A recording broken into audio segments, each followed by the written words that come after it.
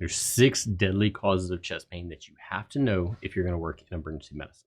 The first is ACS, acute coronary syndrome. This includes your STEMIs, your NSTEMIs, your unstable angina, your stable angina. Anything involving the coronary arteries can be lumped under ACS. Second will be pulmonary embolisms.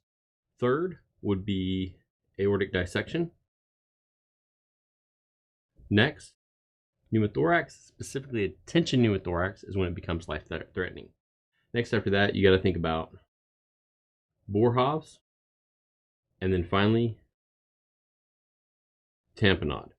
Some people will throw pneumonia onto this list. I think the presenting symptom is rarely short chest pain. Chest pain is, again, it is usually shortness of breath, fever, cough. Other things will be the presenting symptom rather than the chest pain. This list of 6 things. You've got to process this on every patient you see that comes in the emergency department with chest pain. It doesn't mean you need to fully work them up. You don't need to CTA every chest to somebody that says they have chest pain, but you need to process all of these and make sure you don't have suspicion for them before you discharge them. Think about this when you do your history, when you do your physical exam, and when you do your workup. So for all of these, how did it start? Is it worse with exertion? That would make you more think of something like ACS. Did it start suddenly out of nowhere? It could be ACS if it's something like a STEMI, or it could be a PE that just suddenly went to the chest. It could be a dissection, especially if there's ripping, tearing, going straight through to the back, more dissection. It could be a pneumothorax. Spontaneous pneumothoraces rarely develop into tension pneumothoraces, but it could, and especially if there was trauma associated, you're thinking more of a pneumothorax. Was there retching, vomiting when this all started? If so, we got to think about things like Boerhaave or an esophageal rupture. Do you have a history of dialysis where you've got some kind of effusion? You had a recent viral illness with some shortness of breath, something that would set you up for myocarditis, and you may have an effusion. Or is there trauma, something that could have set you up for tamponade, and then again pneumonia, cough, fever, shortness of breath, things of that nature. In your history, you can really shorten down this list. Also, things about medical history. When I'm talking about ACS, I'm going to think about the heart score. And so I want to think about diseases that will predispose somebody to acute coronary syndrome, such as hypertension, hyperlipidemia, diabetes. Are they a smoker? Do they have a family history? Are they obese? Anything that could predispose them to ACS, I want to ask about those things, not just trust the nurses. I specifically ask about those things.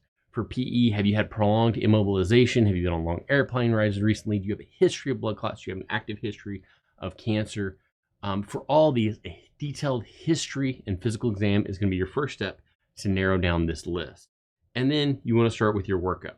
So ACS on my differential, everybody that comes into my ER and says they have chest pain is getting an ECG.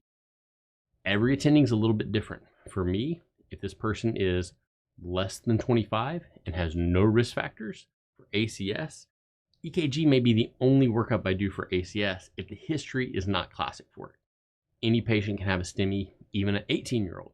So if their history does not sound like ACS and they're young with no risk factors, I may just do an EKG, but every patient that says chest pain is going to get EKG. If they have risk factors, if they're a little bit older, then I'm going to continue that workup with a trope.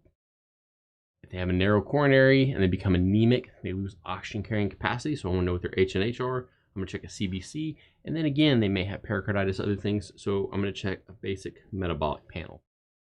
The other things that I think about on this list would be pneumothorax. Every patient that comes into my ER that says they have chest pain is getting a chest X-ray. I found some pneumothoraces that I did not expect on patients that looked really, really good. So any patient that comes through my ER is going to get a chest X-ray. If you come with chest pain, if you come to my ER and say you have chest pain, at a minimum, you're going to get an EKG and you're going to get a chest X-ray. If you have risk factors for ACS, or if you're a little bit older, you're going to get these labs as well. This is my basic chest pain workup that I do for pretty much everybody. We're going to do a couple more videos and get a little more depth in some of these pathologies more specifically, and we'll talk about how we work through those.